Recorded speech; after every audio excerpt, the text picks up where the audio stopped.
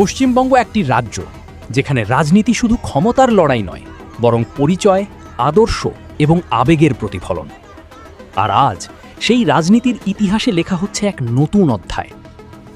ভোর থেকেই শুরু হয় ভোট গণনা।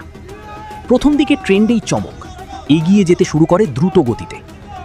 রাউন্ডের পর রাউন্ড গোনা, আর প্রতিটি আপডেটেই স্পষ্ট হতে থাকে একটাই ছবি: বঙ্গের রাজনীতিতে বড় পরিবর্তন আসছে। একসময় যেখানে পশ্চিমবঙ্গ ছিল সম্পূর্ণভাবে আঞ্চলিক রাজনীতির দুর্গ, সেখানেই আজ উত্থান ঘটছে একটি জাতীয় শক্তির। এর নেতৃত্বে বিজেপির দীর্ঘদিনের পরিকল্পনা, পূর্ব ভারতে শক্ত ঘাঁটি তৈরি, আজ যেন বাস্তবে রূপ নিচ্ছে। গ্রাম থেকে শহর, বিভিন্ন স্তরে ভোটের প্যাটার্নে দেখা যাচ্ছে বড় পরিবর্তন। অন্যদিকে বাংলা রাজনীতির সবচেয়ে প্রভাবশালী মুখ, তিনি আজ সবচেয়ে বড় চ্যালেঞ্জের মুখে। বোরিং সংগঠন শক্তিশালী হলেও এই নির্বাচনে তা ধরে রাখা কঠিন হয়ে পড়েছে।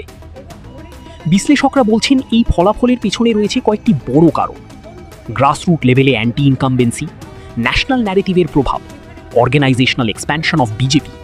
এগুলো মিলিয়েই বদলে দিয়েছে ভোটের সমীকরণ।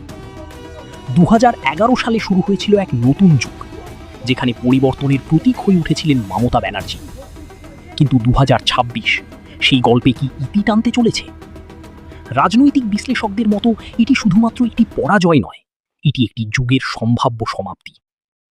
কাউন্টিং সেন্টারের বাইরে উল্লাস, বিজেপি সমর্থকদের মধ্যে উদযাপন শুরু হয়ে গেছে অনেক জায়গায়। অন্যদিকে টিএমসি